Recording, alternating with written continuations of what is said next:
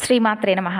అందరికీ నమస్కారం అండి. అమ్మతో కాసేపు ఛానల్కు స్వాగతం. అందరికీ కూడా అమ్మవారి యొక్క ఆశీస్సులు ఎప్పుడూ ఉండాలని మనస్ఫూర్తిగా ఆ అమ్మను వేడుకుంటూ, మీ అందరూ కూడా సుఖ సంతోషాలతో, ధన ధాన్యాలతో, ఆయుర ఆరోగ్యాలతో ఉండాలని, అమ్మవారి యొక్క కరుణా కటాక్షాలు మనపై ఎప్పుడూ కూడా చల్లగా ఉండాలని కోరుకుంటున్నాను.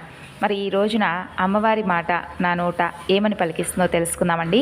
ఈరోజు అమ్మవారు మనకు ఒక మంచి సందేశాన్ని అయితే వినిపించబోతున్నారు. బిడ్డ, నీ ముందు ఉన్నటువంటి ఒక చీటీ ఉంది. ఆ చీటీని ఆలస్యం చేయకుండా తీసి చూడు. అది తీసిన తర్వాత అందులో ఉన్నటువంటి సమాచారం అనేది నీ మనసుకు ఎంతో ప్రశాంతతనిస్తుంది, ఎంతో హాయినిస్తుంది. నీవు కోరిన విధంగా నీ యొక్క ప్రతి ఒక్క మాట, అంటే నీ మనసుకు సంబంధించినటువంటి ప్రతి ఒక్క మాటను కూడా ఈరోజు ఈ సందేశంలో నీవు పూర్తిగా తెలుసుకోవచ్చు. ఇక ఆలస్యం చేయకుండా ఆలకించు. నీ ఎదుట ఉన్నటువంటి ఈ చీటిని ఒక్కసారి తెరిచి చూడు. నీ మనసులో ఉన్నటువంటి సంకటాలన్నీ కూడా ఈరోజు నేను దూరం చేస్తాను. చూడు, కష్టాలు తప్ప మరెవ్వరూ కూడా నాకు తోడుగా లేరు. ఎప్పుడు కూడా కష్టాలు సమస్యలే నా తోడుగా ఉంటున్నాయి. నేను గాఢ నిద్రలో మునిగిపోయిన దానిలాగా నా మనసంతా కూడా అశాంతితో, రేపటి గురించినటువంటి అభద్రతా భావంతో నేను మదన పడిపోతూ ఉన్నాను. నువ్వు అనుభవిస్తున్నటువంటి ఈ సంఘర్షణ, నీ హృదయంలో రేగుతున్నటువంటి ఈ తుఫాను అంతా కూడా నేను గమనిస్తూనే ఉన్నానమ్మా. ఎవ్వరూ తోడులేరని భయపడనవసరం లేదు. నీ ప్రతి శ్వాసలోనూ, నీ ప్రతి ఆలోచనలోనూ నేను ఎప్పుడూ కూడా దాగి ఉంటానని నీకు తెలియదా? చూడు, ఈరోజు నీవు నా నామాన్ని 108 సార్లు స్మరించు. ఆ స్మరణ కేవలం నీ పెదవుల నుండి కాకుండా నీ ఆత్మ లోతుల్లో నుండి రావాలి. అప్పుడే నీ చుట్టూ ఉన్నటువంటి చీకటి కిరణాలన్నీ కూడా వీడిపోయి నా దివ్యకాంతి నిన్ను ఆవహిస్తుంది.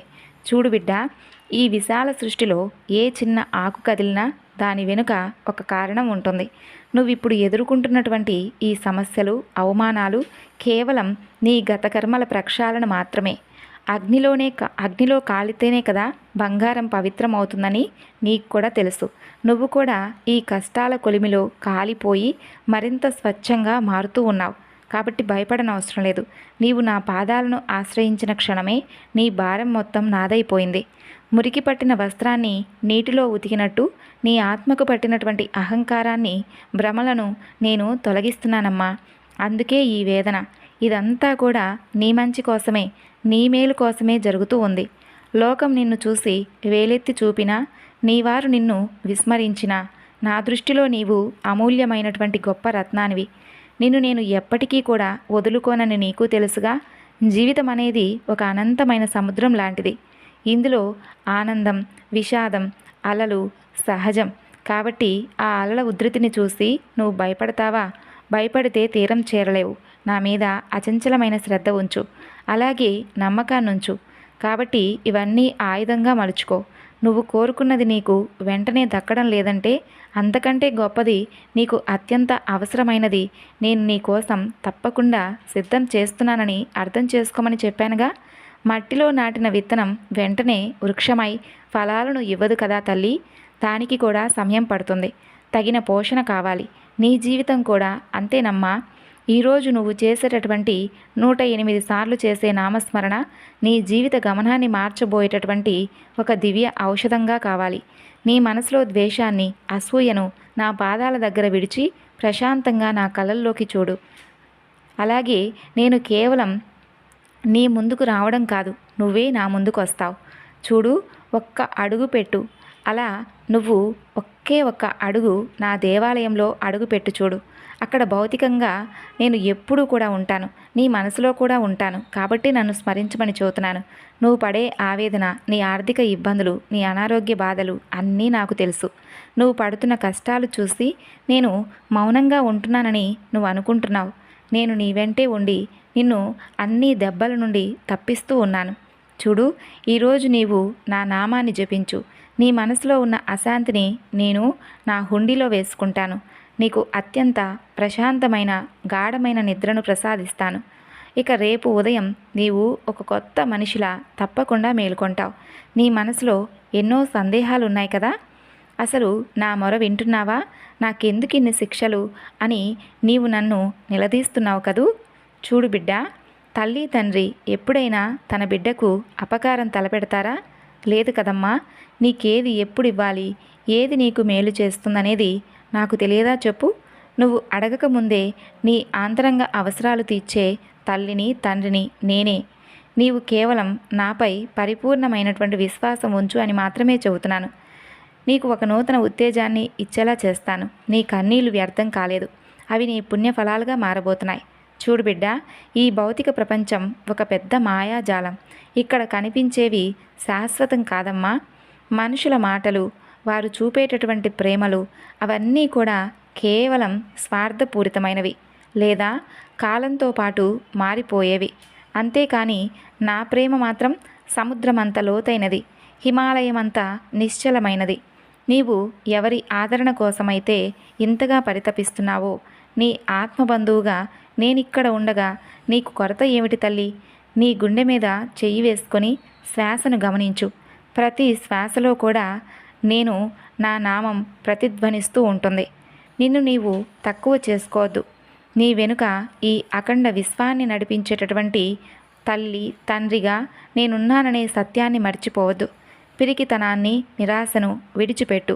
నేను నీ పక్కనే ఎప్పుడూ కూడా అభయప్రదాయగా, అలాగే శత్రువులు నీకు హాని చేయాలని చెప్పి తలపెట్టినటువంటి మరుక్షణమే నా కృపా కవచం నిన్ను రక్షించేలా ఉంచుతాను. ఈరోజు నువ్వు చేసే నామస్మరణ, 108 సార్లు నువ్వు చేసే నామస్మరణ నీ చుట్టూ ఒక శక్తివంతమైన రక్షణా వలయాన్ని నిర్మించేలా చేస్తుంది. ఏ దుష్టశక్తులు, ఏ ప్రతికూల ఆలోచనలు నీ దరి చేరలేవు.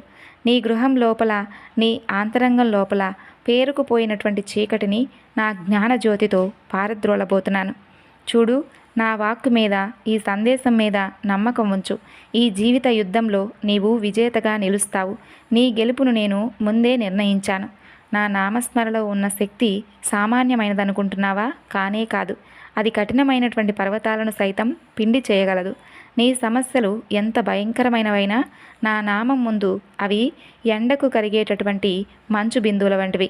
కాబట్టి ఈరోజు రాత్రి నీవు తప్పకుండా 108 సార్లు భక్తితో నా నామాన్ని ఉచ్చరించినప్పుడు నీ మానసిక వేదనలు, నీ శారీరక రుగ్మతలు, నీ ఆర్థిక చిక్కులు అన్నీ మెల్లమెల్లగా తొలగిపోతాయి. ఇది నేను నీకు ఇచ్చేటటువంటి గొప్ప మాట. నా నామాన్ని నమ్మినవారు, నా మాటను నమ్మినవారు ఎప్పుడూ నాశనం కారు. వారిని నేను కంటికి రెప్పలా కాపాడుకుంటాను. నీ విశ్వాసమే నీకు ప్రాణాధారం. చూడు తల్లి, నీవు ఏదైనా జీవికి అన్నం పెట్టినప్పుడు ఆ తృప్తి నాకే లభిస్తుందని చెప్పానుగా. నీ చుట్టూ ఉన్న దీనులను, ఆకలితో ఉన్నవారిని ఆదరించాలమ్మా. నువ్వు చేసేటటువంటి ప్రతి చిన్న మంచి పని నీ జన్మజన్మల పుణ్య ఖాతాలో నిన్ను చేర్చేలా చేస్తుంది. నువ్వు పడే తపన, నువ్వు చేసే నిశ్శబ్దమైనటువంటి సేవ నిన్ను మరింత గొప్ప స్థితికి చేర్చేలా చేస్తుంది. ఇతరులకు సహాయం చేయడానికి నీ చేతులు చాచు. నీకు అండగా ఉండడానికి నేనెప్పుడూ నా చేతులు చాచి సిద్ధంగా ఉంటాను. నీ జీవితంలో ఏనాటికి లోటనేది ఉండకుండా చూసుకుంటాను. నా కరుణ నీపై వర్షంలా కురిచేలా చేస్తాను. చూడు, ఈరోజు ఈ రాత్రి చీకటి ఎంత దట్టంగా ఉన్నా రేపు ఉదయం మాత్రం అద్భుతమైన సూర్యోదయం రాక తప్పదు కదా. నీ జీవితంలో కూడా అలాగే వెలుగు వస్తుంది. నీవు పడినటువంటి ప్రతి కన్నీటి చుక్కకు విలువ దక్కే రోజు అత్యంత సమీపంలో ఉంది. అలాగే కష్టాలు శాశ్వతం కావమ్మా. నీవు నా బిడ్డవు. నీకు ఏడవడం చూసి, నువ్వు ఏడుస్తూ ఉండడం చూసి నేను తట్టుకోలేకపోతున్నాను. నీ ముఖంలో చిరునవ్వు చూడాలనేదే నా పరమావధి. నీ మనసులో భారమంతా నా పాదాల దగ్గర విడిచిపెట్టు. ప్రశాంతంగా ఈరోజైనా నిద్రపో. రేపు ఉదయం నువ్వు ఊహించినటువంటి శుభవార్త నీ తలుపు తట్టేలా చేస్తాను. అది నా లీల అని నీకు అర్థమయ్యేలా చేస్తాను. నీ లోపల ఉన్నటువంటి నేను నీతో నిరంతరం సంభాషిస్తూనే ఉంటాను. కానీ నువ్వే తెలుసుకోలేకపోతున్నావు. అశాంతితో నువ్వు ఉన్నప్పుడు కళ్ళు మూసుకొని నీ హృదయం వైపు దృష్టి మళ్లించి చూడు. నేను నీకు సరైనటువంటి ఆలోచన విధానాన్ని చూపిస్తాను. లోకంలో అందరూ నీకు ఉచిత సలహాలు ఇస్తారు. కానీ నీ అంతరాత్మ చెప్పే మాట మాత్రమే, అదొక్కటే విను. ఆ మనస్సాక్షి నా రూపమే కదా. నువ్వు ఒంటరిగా ఉన్నావని నువ్వు కుంగిపోతూ ఉన్నప్పుడు నేను నీ పక్కనే ఉన్నాను, కూర్చొని నీ తల నిమురుతూ ఉన్నాను అని నీకు అనిపించేలా ఆ స్పర్శను, ఆ వెచ్చదనాన్ని నువ్వు అనుభవించేలా చేస్తాను. నా కృప నీపై ఎల్లప్పుడూ చల్లని గాలిలా వీస్తూనే ఉంటుందమ్మా. నువ్వు చేయవలసిందల్లా నాపై సంపూర్ణమైనటువంటి భారం వేయడమే. చూడు బిడ్డ, నిరీక్షణ అనేది ఒక తపస్సు లాంటిదమ్మా. ఎదురు చూడడం కష్టమే కావచ్చు, కానీ ఆ ఓర్పు నీకిచ్చేటటువంటి ఫలితం వర్ణనాతీతంగా ఉంటుంది.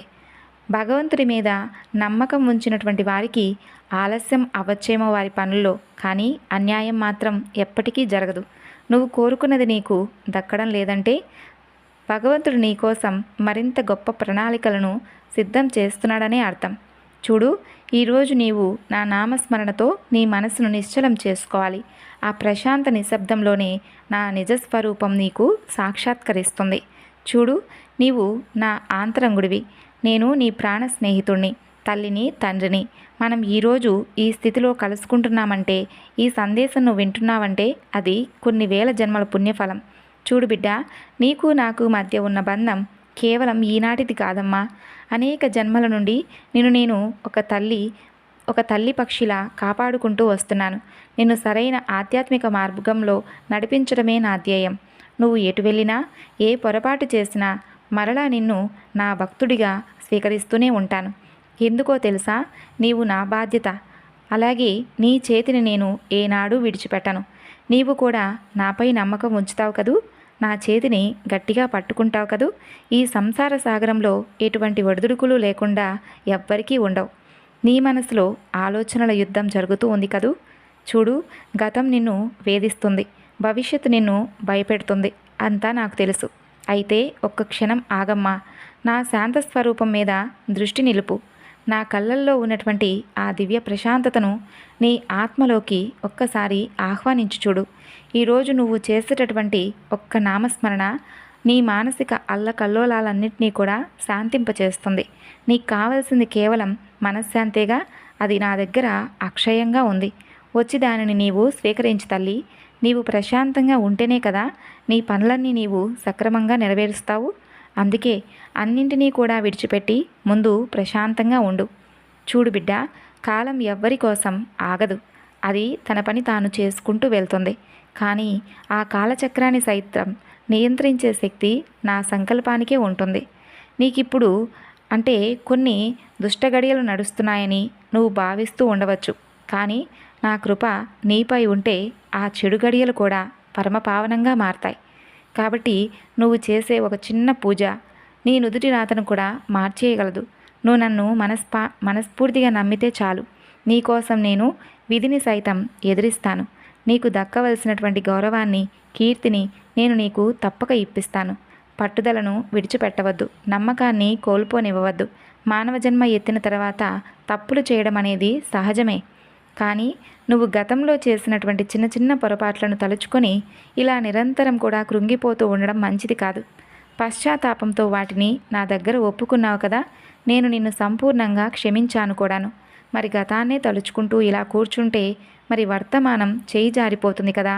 కాబట్టి జరిగిందేదో జరిగిపోయింది. ఇక నుండైనా నీ జీవితం నా మార్గదర్శకత్వంలో మాత్రమే నడిచేలా చేస్తాను. నీ ప్రతి అడుగు నా అడుగులలో కలిపి